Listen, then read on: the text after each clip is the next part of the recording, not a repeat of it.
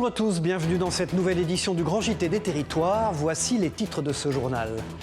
Les universités doivent-elles bannir les conférences politiques après la mort tragique du jeune militant nationaliste Quentin Derenc à Lyon et les polémiques qui ont suivi?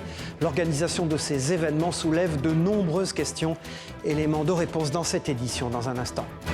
Dégâts, consternation après les crues historiques de la Loire, la Garonne et d'autres cours d'eau ces derniers jours. L'heure est à la constatation des dégâts pour de nombreuses habitations, vous le verrez, mais également pour les agriculteurs. Nous irons en Gironde pour découvrir les pertes engendrées par ces inondations dans une exploitation agricole. Dans ce journal également, un comédie club dans une remontée mécanique en France. C'est le concept insolite proposé par une station de ski des Alpes pour ses vacanciers. Prenez vos places pour y assister, bien évidemment, avec nous dans un instant. Nous irons à Limoges pour découvrir enfin les championnats du monde de chou farci, un plat traditionnel dans de nombreux pays et dont la compétition a tenu toutes ses promesses, vous le verrez, avec des candidats venus du monde entier, des images à ne pas manquer. Je vous le disais dans les titres, la mort du jeune Quentin Derenc, militant nationaliste qui a perdu la vie à Lyon il y a plusieurs jours, soulève une question majeure. Doit-on interdire les conférences politiques dans les universités en France? Nous nous sommes rendus à l'université de Lorraine pour interroger étudiants et professeurs. Qu'en pensent-ils? Regardez. Moselle TV, Florent Arnold. Depuis un an, les violences politiques se sont intensifiées à l'université de Lorraine. À Nancy, un étudiant avait reçu 3 jours d'ITT après avoir été agressé par un groupuscule d'extrême droite à la sortie d'un cours de sport. De l'autre côté, un étudiant syndicaliste de droite a reçu du gaz lacrymogène, probablement par un militant d'extrême gauche. Ce qui se passe dans la société autour de nous, on le retrouve à l'université qui est un lieu de débat contradictoire, argumenté, qui est aussi un lieu d'expression. Pourtant, en réaction à la mort d'un militant identitaire à Lyon, le gouvernement a transmis mardi 17 février une circulaire pour interdire les conférences politiques jugées à risque dans les établissements universitaires. Nous, notre travail, c'est d'éveiller l'esprit critique. Donc partir du principe qu'on n'invitera plus jamais de personnalités du monde politique dans les universités me paraît être absurde. En revanche, apprécier au cas par cas les risques de troubles à l'ordre public associés à chaque événement, c'est notre travail. En cas d'avis défavorable de l'université de Lorraine quant à la tenue d'une conférence, ce sera au juge administratif de trancher. Une garantie qui ne rassure pas l'UNEF, qui voit dans cette circulaire un outil de censure politique. Cette circulaire, elle a ce but-là, de pouvoir annuler des événements politiques sans aucun motif autre que éventuellement ça pourrait mal se passer. De l'autre côté du spectre, l'UNI se désole de l'impact que peut avoir ce climat délétère sur la vision qu'ont les étudiants de la politique. C'est pas un bon message à envoyer aux étudiants en disant voilà ce à quoi la politique amène. C'est un événement où tout le monde doit avoir des leçons à en tirer. On a une responsabilité vis-à-vis des gens qui militent, on a une responsabilité vis-à-vis du public. Hélène Boulanger confie s'attendre à recevoir des demandes d'organisation de conférences politiques prochainement, une façon, selon elle, de l'attester. Toujours dans l'actualité, après les crues historiques de plusieurs fleuves et rivières en France, l'heure a sonné pour constater les dégâts un peu partout. De nombreuses habitations ont été endommagées en Occitanie et dans l'Ouest, mais ces crues ont également ravagé de nombreuses exploitations agricoles. Reportage en Gironde avec TV7, la chaîne du groupe Sud-Ouest, Juliette Huard et Tristan Lambert. Des bâches arrachées et des serres endommagées. Maraîcher à Bazas, Rémi a aujourd'hui tout perdu. Les bâches ici qui se sont éclatées sous la pression du vent. Tous les fils sont à retendre qui tiennent la structure de la serre. Si on regarde derrière, on a toutes les portes qui ont explosé. Donc oui, ça nous fait du travail où à un moment donné où on n'avait pas besoin, quoi. En à peine 10 jours, pas moins de 3 tempêtes ont déferlé dans le sud-ouest, provoquant fortes pluies et vents violents. Conséquence, en Gironde, une centaine d'exploitations agricoles seraient impactées. Les plantes ont du mal à vivre les pieds dans l'eau. Il va y avoir des dégâts, des productions qui vont être intégralement perdues, d'autres avec des pertes de rendement conséquentes, voire on peut imaginer des plantes pérennes, notamment je pense aux kiwis, qui sont sous l'eau en vallée de Garonne. Ça n'aime pas du tout avoir les pieds dans l'eau. Voilà. Selon la vitesse à laquelle le sol va se ressuyer, il risque d'y avoir une mortalité très importante. Face aux dommages causés, l'État a décrété l'état de catastrophe naturelle pour les communes touchées. Des dispositifs de soutien aux agriculteurs sinistrés ont également été déployés. La mobilisation des outils qui existent, c'est-à-dire le dispositif calamité agricole ou le dispositif indemnité de solidarité. Calamité agricole, c'est pour les pertes de fonds de l'outil. Indemnité de solidarité, c'est pour les pertes de production. D'où la nécessité d'être très réactif. Au fur et à mesure où l'eau va disparaître, on va pouvoir intervenir de plus en plus sur les exploitations. Triste anniversaire, il y a 4 ans, la Russie envahissait l'Ukraine. 4 années de guerre où les forces armées ukrainiennes tentent de résister aux attaques russes. Dans ce combat armé, les drones jouent un rôle majeur. Et pour contrer ces attaques, les Ukrainiens utilisent notamment des filets agricoles français. Vous allez le voir. Écoutons sur ce sujet le président d'une association du Tarn-et-Garonne au micro de la Dépêche du Midi, Lisa Hervé. On va récupérer à peu près 19-20 rouleaux. Ces filets, ils se retrouvent maintenant sur le front. Vous pouvez le voir comme ils sont installés. Hein. Il y en a à droite, à gauche et au-dessus. Et donc ça va protéger les véhicules civils qui circulent des attaques de drones. Ces filets par agrès, ils ont été validés par les militaires sur place parce qu'ils sont solides, ils sont légers, ils ne sont pas sensibles au vent. La situation elle est assez simple hein, puisque vous avez un front avec des civils qui restent encore sur place, qu'il faut aider, mélangés à de nombreux militaires et de nombreuses forces ukrainiennes qui sont là pour protéger les civils et protéger le front. Donc c'est des bombardements qui sont intenses. C'est pas vraiment une guerre pour moi, c'est une chasse que mènent les Russes sur les civils. Tout autre chose maintenant, l'apprentissage est-il un domaine voué à disparaître? Les chambres de métiers et de l'artisanat tirent la sonnette d'alarme. Dans le budget 2026, l'État a décidé de diminuer ses aides aux apprentis et à leurs établissements de formation. Une situation qui met en péril l'avenir de dizaines de métiers ancestraux. Les explications avec Vosges TV, Marie-Danielle Rogovitz et Anne Didier. Les chambres de métiers de l'artisanat tirent la sonnette d'alarme. En témoigne cette lettre ouverte au gouvernement et relayée par les chambres de métiers de France. L'apprentissage serait menacé par la baisse du soutien de l'État au CFA, les centres de formation des apprentis. Une baisse des ressources d'environ 30 millions d'euros en 2025. Des filières pourraient fermer à la rentrée. Moins d'apprentis, ce sont aussi moins d'artisans à l'avenir dans des métiers de proximité souvent en tension. Nous sommes inquiets donc de l'avenir de nos formations, de l'avenir aussi de la pérennité de nos métiers et de nos entreprises. Aujourd'hui, si on ne forme pas, on n'aura pas de salariés, déjà que c'est déjà compliqué pour certaines entreprises de recruter. Aujourd'hui, les chambres qui sont gestionnaires de centres de formation d'apprentis n'ont plus la garantie de pouvoir maintenir les filières de formation sur l'ensemble du territoire national, partout où des jeunes veulent se former au métier.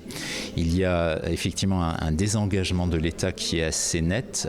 L'apprentissage pourtant répond à des attentes pour des jeunes comme Anaïs qui a choisi de quitter l'école pour se former à la vente et au commerce au CFA d'Épinal. C'est le fait d'alterner entre l'école et le travail en fait, parce qu'on a des choses qu'on apprend sur le terrain et qu'on n'apprendra pas forcément en cours. L'État a déjà diminué l'aide à l'embauche d'un apprenti de 6 000 à 5 000 euros pour une entreprise de moins de 250 salariés et pour raison d'économie envisage un nouveau coup de rabot, de quoi démotiver les maîtres d'apprentissage et laisser des jeunes sur le carreau. Ces jeunes, s'ils ne sont pas en emploi dans les entreprises, en travail, ils vont continuer quand même à la société, soit par le chômage, soit par le RSA.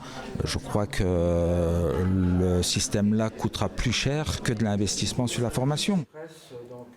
Voilà, et puis vous le savez, cette semaine avait lieu le Salon de l'agriculture, porte de Versailles à Paris, un événement qui met en avant l'élevage français, mais également notre gastronomie et nos papilles.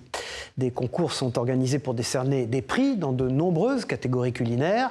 Et je vous propose d'écouter un producteur de liqueurs de verveine, ce n'est pas commun, de Forez, que TL7, la chaîne de la Loire, a pu rencontrer avant la compétition. Thibaut Rivière.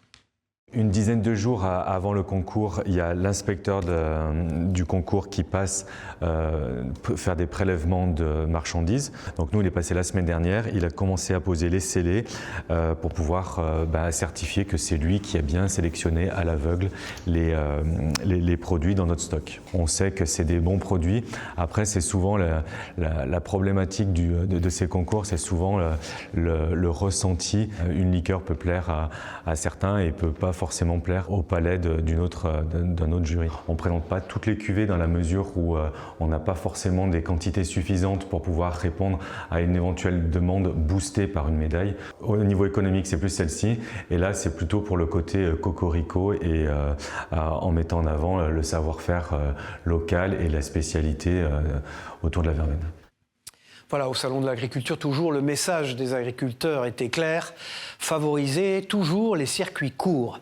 Face aux différentes crises, les boutiques de ces circuits courts ont le vent en poupe, vous allez le voir, avec une large gamme de produits issus d'une agriculture locale. Exemple près de Cholet, dans le Maine-et-Loire, avec ce reportage de TLC, la télévision locale du Choletais. Des productions locales directement amenées des exploitations agricoles au magasin. Depuis 13 ans, c'est le pari gagnant du circuit court qu'ont choisi les gérants de la ferme de chez nous.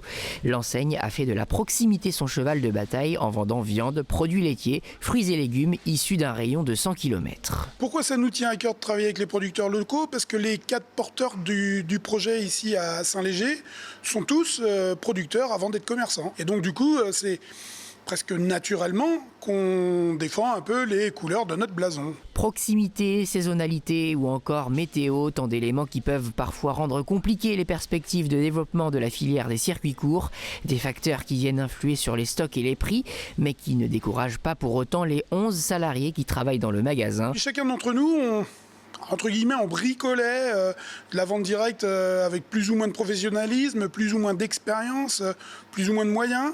Et du coup, l'idée, ça a été de se dire, ça vaut probablement le coup d'ouvrir un point de vente ambitieux qui nous permette de gagner une grosse visibilité et puis surtout qui permette de mettre en lumière nos produits. La ferme de chez nous est source de lien social dans un marché économique parfois dématérialisé et concurrentiel. On s'appuie toujours sur un vivier de clients très fidèles qui probablement pour une partie d'entre eux font un achat militant en venant à notre rencontre et puis pour toute une autre partie d'entre eux font un achat tout à fait classique et normal en venant chercher des produits frais, des produits de première nécessité, des produits locaux. À l'échelle européenne, la France est le 3e producteur de fruits et légumes, arrive en tête pour l'anecdote la pomme de terre, l'oignon et la tomate. C'est actuellement les vacances d'hiver et vous avez sûrement de la chance et vous faites partie de ceux qui ont pu partir au ski. Chaque année, les stations font preuve d'ingéniosité pour divertir les vacanciers. Et aussi insolite que cela puisse paraître, un comédie club s'est installé dans une remontée mécanique dans les Alpes. Regardez ce reportage de 8 Mont-Blanc. Emmanuel Jaude, prenez vos tickets. Transformer un téléphérique en scène de stand-up, c'est le pari un peu fou qu'ont décidé de prendre les stations composant le domaine de Paradis Ski. Un show donné à plus de 1600 mètres d'altitude, de quelques minutes à peine et qui demande autant de talent que de réactivité pour s'adapter à tous les publics. En tant que végétarien, est-ce que lécher un poulet c'est trompé? Oui. Je suis pas sûr, c'est moi j'ai demandé à ma copine. Hier c'était un peu étrange parce que jouer à 400 mètres de hauteur, c'est pas facile et les gens ils sont pas forcément là pour ça. Donc d'abord quand ils arrivent dans le téléphérique on fait connaissance, on discute, bonjour, vous venez d'où? Il y a plein de nationalités. Par exemple, tout à l'heure, j'ai fait rire des Slovènes. Voilà, donc ça, je trouve que c'est un bel accomplissement dans une vie. Une parenthèse de bonne humeur qui permet à la destination de confirmer son positionnement atypique et en constant renouvellement au fil des années. Après les dîners en plein ciel et autres traversées en skyline, l'idée de l'humour est, elle, venue tout droit de la capitale. C'est inspiré du Métro Comedy Club, qui est du coup des humoristes de stand-up qui font des spectacles dans les rames de métro parisiennes. Et donc, l'idée est venue de là et donc on a voulu dupliquer cette idée pour créer le premier spectacle de stand-up le plus haut au monde. À près de 400 mètres du sol, les 8 humoristes sélectionnés donnent tout pour décrocher autant de rires que de sourires. Une prestation très appréciée mais qui nécessite un certain sens du timing pour savoir briser la glace. Là ils arrivent, ils ont fait 1 heure ou 2 de ski, ils montent, là ils voient la scène. En vrai les gens sont très cool parce que déjà ils sont en vacances et ensuite dans les Alpes j'ai l'impression que les gens sont assez chouettes. Mais il faut qu'ils se mettent dans le mood et nous le stand-up souvent ça prend du temps. Nous il faut les attraper vite, il faut envoyer des vannes qu'ils peuvent prendre. Et voilà. Oh, bonjour messieurs, dames, ça va, vous allez bien? Oui. Des spectacles express qui rythmeront les trajets des skieurs pendant les 2 prochaines semaines, assurant ainsi une belle ambiance et une expérience sans pareil pour tous les usagers des remontées mécaniques locales. Et puis si vous souhaitez skier avec vue sur mer, eh bien figurez-vous que cela est possible en Corse. L'île de Beauté est connue pour ses plages et ses décors paradisiaques, mais la Corse possède également 3 stations qui font le plein de vacanciers en cette période hivernale. Écoutons les skieurs de la station d'Ascaux en Haute-Corse au micro de Télépaésé, notre partenaire sur place, Théo Métayer et Damien Justine. Moi, c'est la première fois que je viens à Ascaux avec mes enfants. Ils n'avaient jamais fait de ski et du coup, ils ont appris hier sous la tempête et ils se régalent. Moi j'étais déjà venue pour faire de la rando et c'est la première fois que je viens faire du ski. On vient d'Ajaccio en fait. Les enfants n'avaient jamais skié et là ils sont sur les pistes, ils prennent le tire-fesses, ils font des descentes, ils font des bosses. Ils sont meilleurs que nous. C'est génial, vraiment génial. Ils nous mettent à l'amende.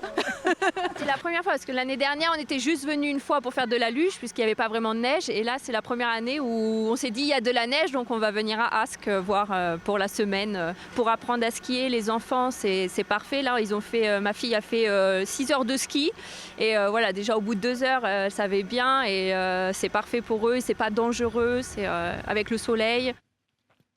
Et puis voici maintenant un reportage qui devrait vous faire plaisir. Je vous propose de découvrir la fromagerie Baudet qui a récemment remporté le titre de champion du monde de la raclette. Une distinction symbolique pour cette fromagerie iséroise que notre partenaire Télé Grenoble a pu rencontrer, sans doute aussi se régaler. Lucille Dailly. Elle trône, là comme au milieu de ses sujets. Celle qui dirige désormais le royaume des raclettes, championne du monde au lait de biquette, la Baudet pose sous le grill comme une reine porte sa couronne. C'est la plus belle, parce qu'on est champion du monde, mais d'un concours qui s'est passé chez les Suisses. Donc on a détrôné les Suisses quand même. Et s'il vous plaît, le seul titre français, toutes catégories confondues. Et on ne s'arrête pas là. Le bronze de la meilleure fondue savoyarde de France complète le tableau des médailles. La fromagerie Baudet ne cesse de grimper sur l'échelle de la fierté locale. Mais ici, à Montferrat, on ne prend pas la grosse tête, on savoure humblement avec le sourire. Des jours, on ne réalise pas encore. Mais pour nous, c'était la reconnaissance de notre travail et puis également pour toute l'équipe avec qui on travaille, avec qui on partage nos journées. Des journées longues pour répondre à chacun des clients qui se pressent davantage depuis le titre mondial. Mais chez Baudet, on a de l'expérience. La 4e génération de cette entreprise familiale porte un flambeau allumé en Valdaine il y a plus d'1 siècle. C'est donc mon arrière-grand-père qui est arrivé à Montferrat après la guerre, qui a trouvé que c'était un endroit où il y avait du lait et il a monté sa fromagerie. Ensuite, il a transmis l'entreprise à mon grand-père et ensuite, du coup, à mon papa et à ma tante. À Montferrat, on a arrêté la fabrication en 1990 pour rester indépendant et on s'est spécialisé dans l'affinage des fromages. Des fromages du Dauphiné, en première ligne, le produit star, c'est celui des producteurs locaux, de la montagne ou de la plaine. Ils portent l'Isère sur le devant de la scène. Baudet se charge en arrière-boutique d'en révéler le meilleur. Le fromage, ça se fabrique pas et ça se vend le lendemain. Il y a vraiment toute une histoire derrière. Il y a une fabrication, un affinage, et puis c'est vivant. Chaque fromage ne se ressemble pas, donc c'est vraiment atypique. Ici, l'Isère, dans ce qu'elle a de plus typique, n'a pas fini de surprendre. Et puis, puisque nous sommes dans les championnats du monde, en voici un autre, celui du chou farci. Un plat traditionnel dans de nombreux pays du monde et dont la compétition mondiale s'est déroulée à Limoges, en Haute-Vienne, avec des candidats venus du monde entier, bien évidemment. Et notre partenaire 7 à Limoges s'est rendu sur place, Lucie Montibus. Si ce lundi matin, la place de la Motte et les halles centrales de Limoges semblent désertées pour l'instant, la manufacture Bernardaud, elle, fourmille de chefs cuisiniers, de commis et de brigades professionnelles réunis pour le championnat du monde du chou farci. Je pense que c'est ce genre de plat justement qui était fait traditionnellement dans le Limousin, en Corrèze, enfin dans toutes ces régions du centre de la France où on disait que c'était le plat du pauvre. On faisait le chou farci avec tous les restes. Donc je pense que c'est une vraie culture dans le Limousin pour ce genre de plat. Le chou farci, on en fait à Limoges, mais on en fait en Limousin, on en fait aussi dans plein d'endroits en France et dans le monde. Et c'est ça qui était très intéressant, c'est que l'expression autour du chou farci, elle peut se voir de manière asiatique, de manière américaine, de manière moyen-orientale. Toutes les cultures ont leur forme de chou farci. Au menu des 7 chefs finalistes venus du monde entier, la création en 4 heures maximum de 2 plats de chou farci entre 1,6 et 2 kg chacun. Ils ont certaines obligations à utiliser du porc, bien sûr, mais après ils peuvent faire jouer un peu leur imagination. Là-bas, vous allez voir, il y a du homard avec le Saint-Jacques, des langoustines. Là-bas aussi, un peu de homard. Là-bas, il y a beaucoup de légumes, des pommes. Pour la 2e édition de ce championnat du monde du chou farci, une demande spécifique du président du jury. L'idée, c'était d'accompagner ce chou farci avec une sauce végétale. Voilà, je trouve que c'était un joli défi parce qu'on peut faire de très bons jus justement uniquement avec des légumes. Autre ambiance dans le ventre de Limoges en soirée, le prix est décerné au seul chef français de la sélection. Le nouveau champion du monde de chou farci est Olivier Caillon. La sucrosité du chou de Pontoise a fait le truc. Le montage en melon, c'est une technique qui est peu utilisée mais qui ressemble un peu à une paupiette de veau.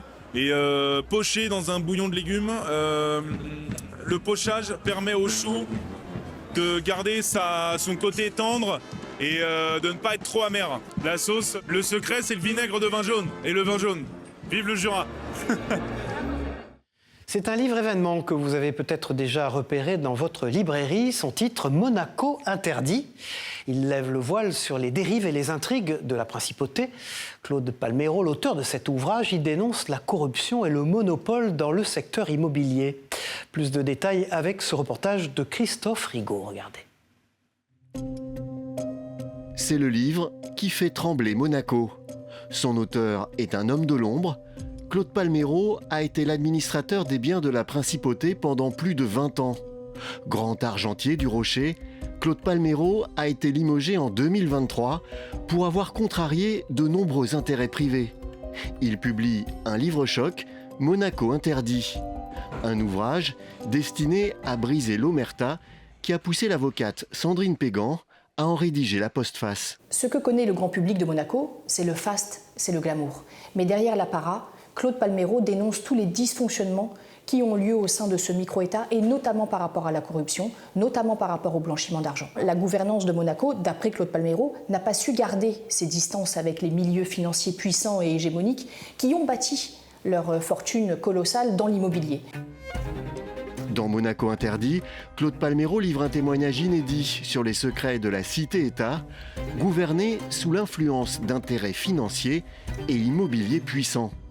Il faut comprendre que Monaco, c'est un État qui fait 2 km en voie terrestre. Et donc pour s'agrandir, forcément, on va s'agrandir sur la mer. Et donc il y a des marchés publics, des appels d'offres, et donc des promoteurs, et donc il y a de la corruption.